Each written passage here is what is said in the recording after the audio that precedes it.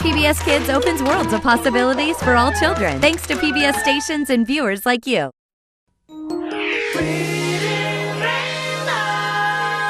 Butterfly in the sky, I can go twice as high.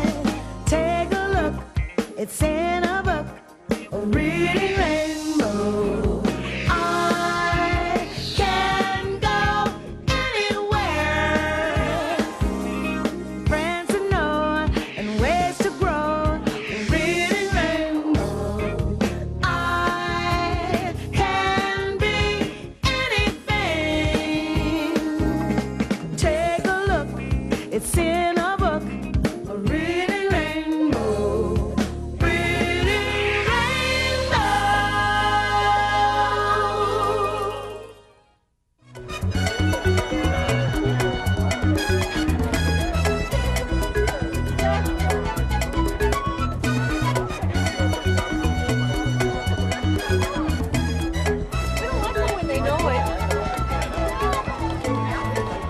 Hi, and welcome to the Oaks Neighborhood Annual Swap Meet and Flea Market.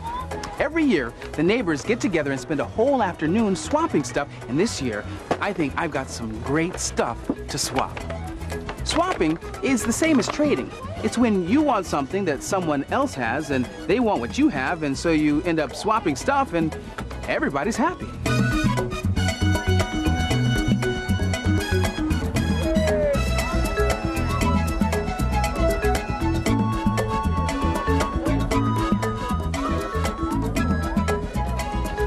One of the fun things about trading is that you and the other person get to negotiate or figure out what goes into the trade.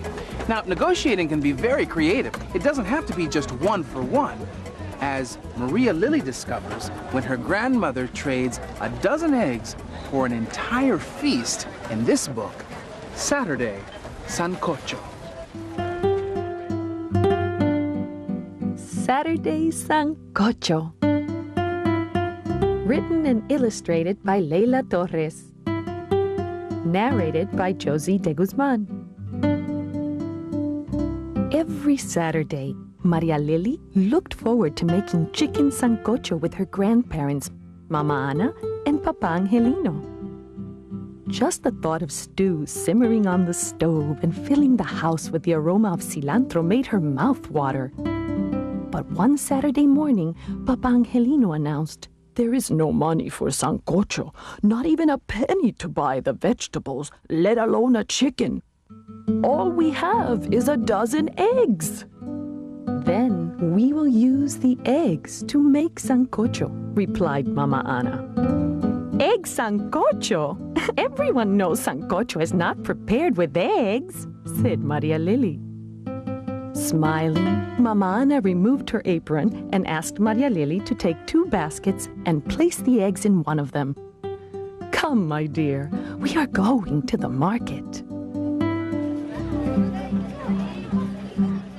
At the market square, they walked from stall to stall. First, they found Don Eugenio and his son Sebastián. Mama Ana persuaded Don Eugenio to accept 6 eggs for a bunch of green plantains. It did not take much bargaining. Sebastián was one of Maria Lily's classmates. The next stop was the stall of Doña Carmen. She was not interested in the eggs, but Mama Ana managed to trade 9 plantains for 4 pounds of thick cassava. At first, Don Mateo was not in the mood for bartering. It took some time for Mama Ana to convince him to take 2 pounds of cassava for 6 ears of corn. She gave him a couple of eggs as well. Doña Dolores wanted all of the corn for just 8 carrots. "All my corn? No, dear lady, your carrots are not that big." Doña Dolores settled for 3 ears of corn and agreed that it was a fair exchange. Under the noonday sun, Mama Ana and Maria Lily traded the remaining eggs for onions and tomatoes tomatoes for cilantro, cilantro for garlic, and garlic for cumin. But they still needed one more ingredient. The chicken! What about the chicken? Asked Maria Lily. How are we going to get it? I have an idea, said Mama Anna. Let's divide the vegetables equally between the two baskets.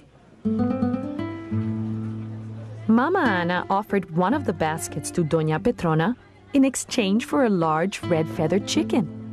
Impossible, said Doña Petrona. I'll give you this one instead. No, it's much too skinny, said Mama Anna. They haggled until Mama Anna added 2 more carrots and some cumin to the basket. Doña Petrona accepted the offer, handing Maria Lily a nice pot-bellied chicken. It was not the largest one, but it was good enough for a wholesome stew. As Mama Anna and Maria Lily were leaving the marketplace, they passed Don Fernando's stall.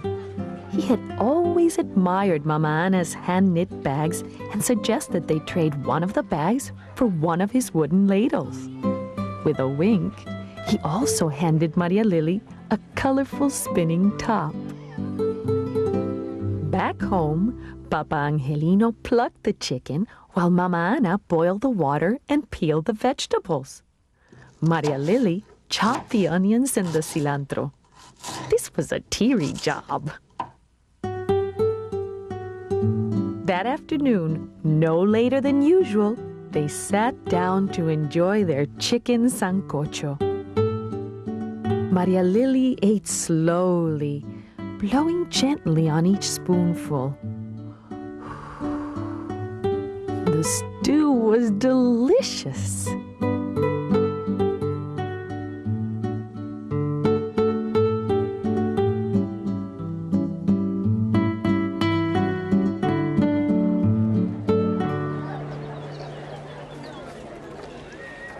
In order to make Sancocho, Maria Lily's grandmother needed more than just chicken and vegetables. She needed a good understanding of what things are worth.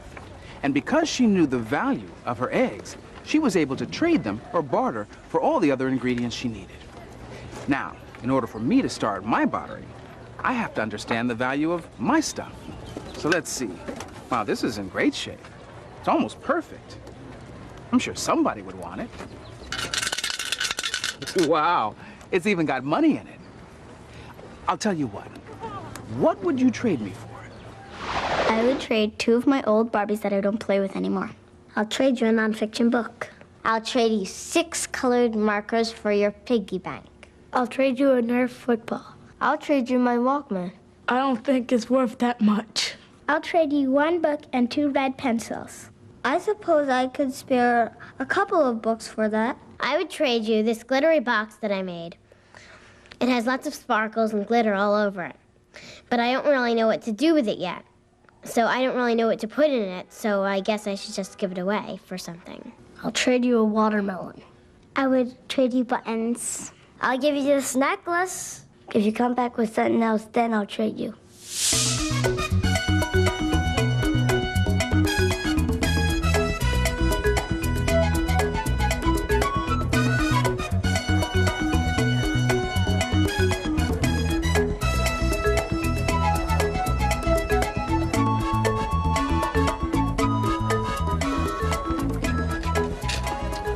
Hey, Jenna. Cool baseball cards. My nephew would love some of these. I'd love the bag. Really? Well, why don't we trade? Okay. Okay? I'll give you Ken Griffey for the bank.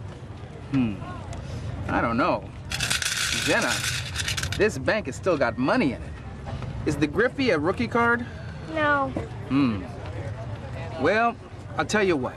How about you throw in a Mark McGuire and we've got a deal? Okay. Okay, there you go. How about that? 2 new cards from my nephew's collection. And if it turns out he already has these, well, he can always trade them. See, that's the cool thing about having a collection. Whether it's sports cards, coins, rocks, whatever, you can always add to it trade them, or just keep collecting. Jimmy Keene is a baseball fan who's been collecting cards for 3 years. He has almost 3,000 cards in his collection. Jimmy loves the game of baseball and enjoys learning about the players. And at 9 years old, he's an expert at collecting and trading cards. What makes a card valuable is a number of things. A card will go up if the player did something really amazing the season before. If he does lousy, I think the price will go down. David Wells is a pitcher on the Yankees. I bought this card in the card store for 50 cents, but I think it's gonna go up to about $1 since he pitched a perfect game. A little harder, Jim. Reach me up from back here. Don't be afraid of it. Right in the pocket. Beautiful. My name is James Keene. I'm Jimmy's dad. Throw it from back here, like I taught you. When Jimmy began trading his cards in the beginning, he would give away valuable cards without realizing their true value. So what he did is he got himself a book and learned on his own how to look up each individual card in the book and see exactly what its value was. This is a Beckett guide. If you're not sure of the price of a card you have, you should look it up and it'll tell you. If I were to sell my collection, I would make about $2,000. I could buy a computer with that money. I got a nice Carlos Baerga. I usually trade cards with my friends once every 2 weeks. I got Derek Jeter. I trade you this for that. Okay. I like trading with Kevin because we both get the good end of the deal and we both get what we wanted. Here's a mint David Cone that's worth $1. I wouldn't like to get ripped off, and I'm sure he wouldn't either. So we tried to trade for the same prices. Juan Gonzalez.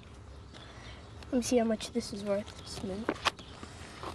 If the cards are worth the same amount, then we'll both be happy. $1 exactly. So do you want to make the trade? Okay. Here you go. I think Jimmy began to master that concept of learning the value of the cards by the store owner at the baseball card store where he trades. I'm gonna get one of those packs that Kevin got that $100 Ken Griffey Jr. baseball card. Hey guys, how you doing? Good. How's everybody been? Good. Sherry, could I have one of those 1998 baseball downers packs? Sure can. Okay, if you got your lucky pack, How much is this pack? it's $2.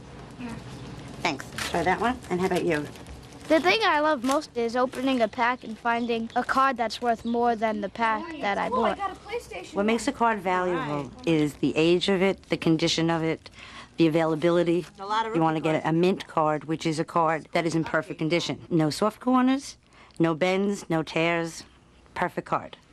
If it's less than perfect, it's going to be worth less. Sherry, could you help me? What you got? Good guys, but could you help me with the last ones? The last few ones? Oh, you know who you got up there. Kenny Lofton, who's probably like 30 cents. Andres Galarraga, probably 20 cents. Tino Martinez, Yankees first baseman, always worth a little bit more in New York. It's worth 25 cents. And Derek Jeter is definitely at least $1. Tell me how much these two are. Sure can. Greg Maddux is probably about 30 cents, and Mo Vaughn's probably 25 cents. Yes, you got a good card. There you go. Whoa, man. All right. He just pulled a Ken Griffey Jr. fantasy team card. It's going to be worth about $50 to $100 when it comes out in the price guide. Okay? And the reason is because on the back, on the bottom here, it is numbered of 2,000 cards. There's only 2,000 of these cards made, and now there's only 1,999 left out there because you got one. Okay, I'm going to put this in something for you to protect it. Okay. I'll give you Chipper Jones for somebody. I think he's worth about 25 cents. Maybe I'll trade you Roman Desi for him. Okay. Sterling Hitchcock. It's usually fun to get a player that you don't have and you really want. I think I saw one that I wanted. It should be around here. I'm just gonna see if it's worth as much as Jeff Bagwell is worth. Jimmy's learning the value of $1. That's $1. He knows how to save for what he wants. Wanna do it? Here. I thank God for Jimmy. He's a really great kid. He's really intelligent, and he makes me very proud. Okay, let's make another trade. Okay?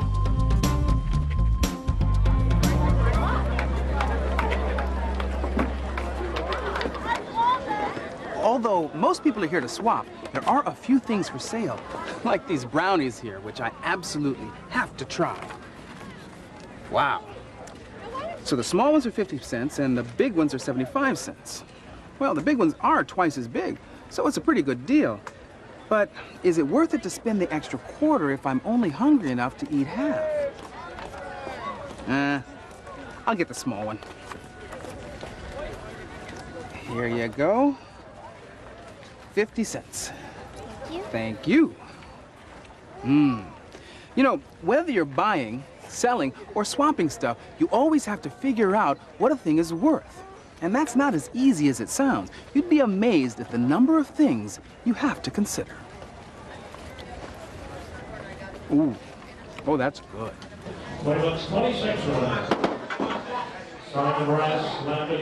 At an auction, the value of an object depends on what shape it's in, how rare it is, and even how fast the auctioneer talks when he's trying to sell it.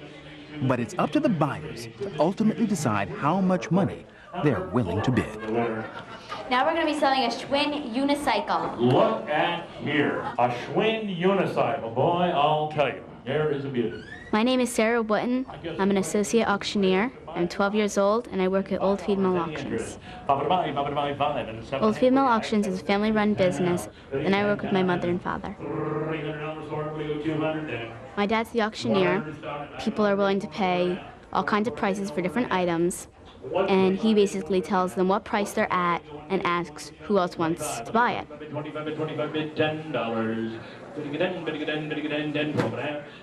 An auction's a lot like a game, and there's lots of different players. There's the auctioneer, the demonstrators, and the buyers.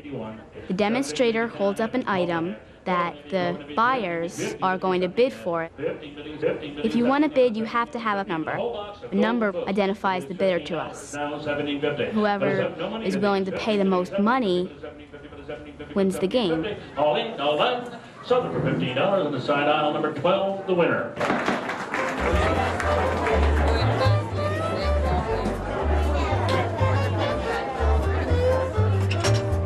There's a large variety of things that people bring us for the auction. Musical instruments, books, furniture, you name it and they bring it to us. Oh, and look at here, some old primitive ones. Wow, isn't that a beauty? Old stencils, old ladder back.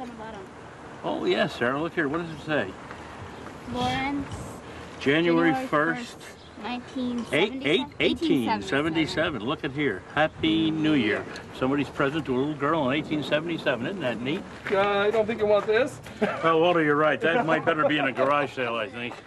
This you might be interested in. Oh, look at there. Old oak tool set. Isn't that a beauty? Yeah, we'll auction that for you. Is it your attic, was it? Yes, it was up there for we don't know how long. Isn't that neat? Some people just want to get rid of some stuff in their house, like in their attics or basements or stuff. What do you have for us tonight? All right, I got a Majestic acoustic guitar, and you have the Yvette clarinet. Let's get some stickers on it, and then we can put it in for Friday's sale.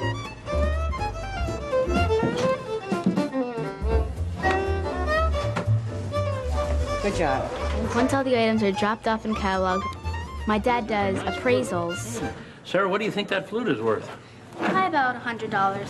One of my dad's jobs is to estimate the value for all the items that we're selling. What about that clarinet? That looks like a nice one. Probably about $75. Why do you think that the flute is worth more than the clarinet? Well, it has like a really old case. Mm-hmm. What's it made of? Silver plate, I guess, yeah. isn't it? Yeah. There's some Beanie Babies over here, and I don't know much about Beanie Babies. All right, let me get them out. All right, let's see if you can give me some ideas on what they're worth. Who are these guys, Sarah? This one's Aaron. Uh-huh. This one's worth about $50. $50? $50. I'll be darned, huh? And this one's Garcia. He's worth closer to $200. Garcia. I'll be darned.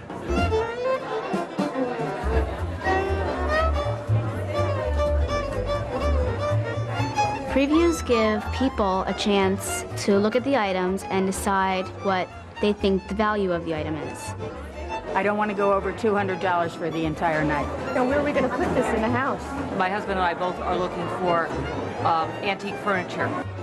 People come to look at the stuff that we're going to sell to make sure that they like it, to make sure that it isn't chipped or broken or anything. And it's got an inlert turquoise yet. I mean, this piece here is $40, and maybe we get the table for 40. What a bargain. You never know what you're going to find in someone else's drawer. I don't see any problems with the ivory on there. How about this one? No. Let's check. If it's broken, it's not going to be worth as much as if it was in mint condition. If there's a history with it, then it's worth more. Beautiful Victorian doll with a long maroon skirt, a real train. When this came in from the estate, it was on a big white pedestal, and the train could sort of trail down around the stool it was on. A really nice doll there. What do we there? 20, 25 now. 25 now, 30 now, 35, 35 now, 35 now, 35 now, 35, 35 bid, 40 I have, 45 now. 40, 55, 40, 55, 45 bid, 50 now. Number 2 at $45. Pencil child letterback chair, dated January 1st, 1877. A fine antique. Put both hands on it, Bill, please. Thank you. It's a beautiful, beautiful chair. What have we bid for? 300 start. When two people want the same item, there's some competition going on. 200 bid, 200 a quarter now. 210, 210, 220, 220, 230, 230, 230, 240, 240, 250, 250, 260, 260, 270, 280, 280. It's a lot more exciting because my dad's voice gets louder and faster. 280 bid and 290, 280 bid and 290, 280 now. And the value of the object goes up. 280 now, 90 bid, 90 bid, 90, 280 bid, 90, 280, 90. All you know that at 280. Once, twice, and 3 times. You want it. $280, number 21 It's a good chair, and it's very old, and it's local from Hunterdon County where we live. And I know it'll hold its value, you know. I think it's a good investment. I paid $5 for a bird feeder. My little birds are going to be happy. I did good. I stayed within my budget. Can you see me with my new boat going like this? One of the greatest things about the auction is that the sellers can sell and the buyers can buy. An auction is a game where everybody wins.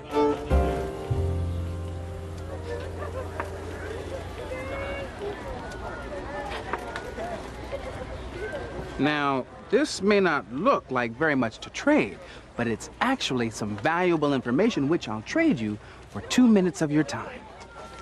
It's the name of 3 books I think you'll enjoy, but you don't have to take my word for it. Warm, fuzzy, soft, and cuddly. Who wouldn't want a great big teddy bear? Hi, I'm Bonnie Denison, and I just read a book called Mama Bear. It's about a little girl who learns that sometimes in life you have to trade what you have for what you want. May sees a teddy bear in a store window. She wants the bear, but her mother says they can't afford it. So May decides to save some money to buy the bear herself. She helps her mother at work. As a reward, she gets almond cookies. But then she finds out the cookies are worth money. May has an idea. She won't eat the cookies, she'll sell them.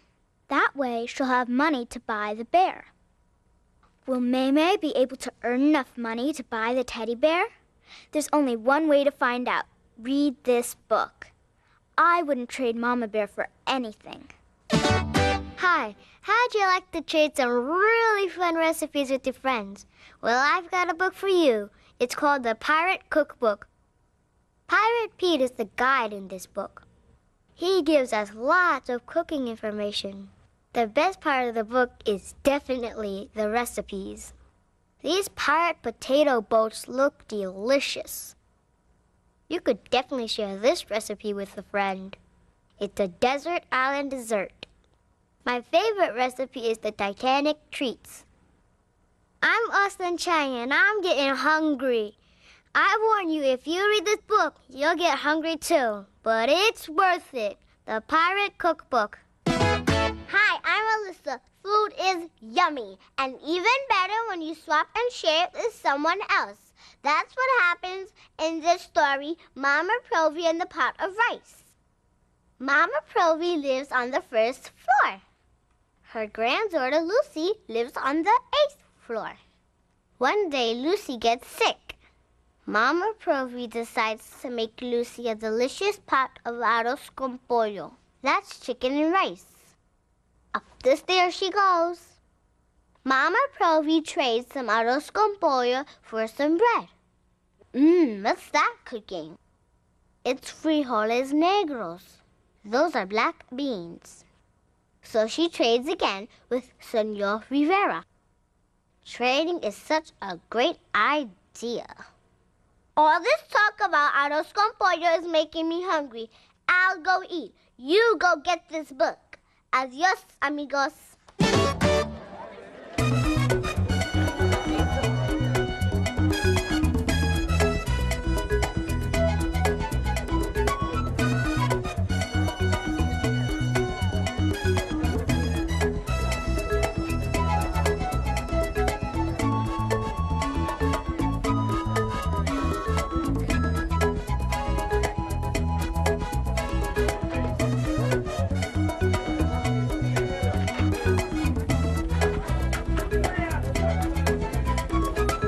Well, I'm sorry to say it's time to go, but I traded everything I came with, and I'm going home with some pretty cool stuff. I am very happy with these baseball cards. You know, I made some pretty good trades today. And most of all, I had a great time, and you can't put a price on that. I'll see you next time.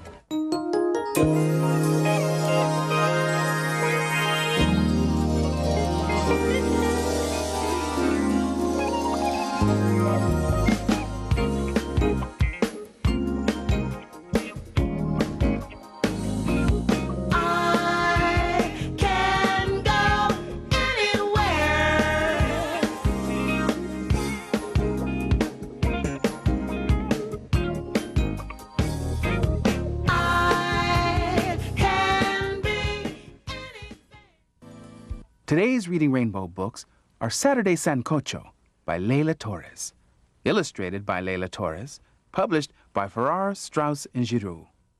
Mama Provi and the Pot of Rice by Sylvia Rosa Casanova, illustrated by Robert Roth, published by Simon & Schuster Incorporated.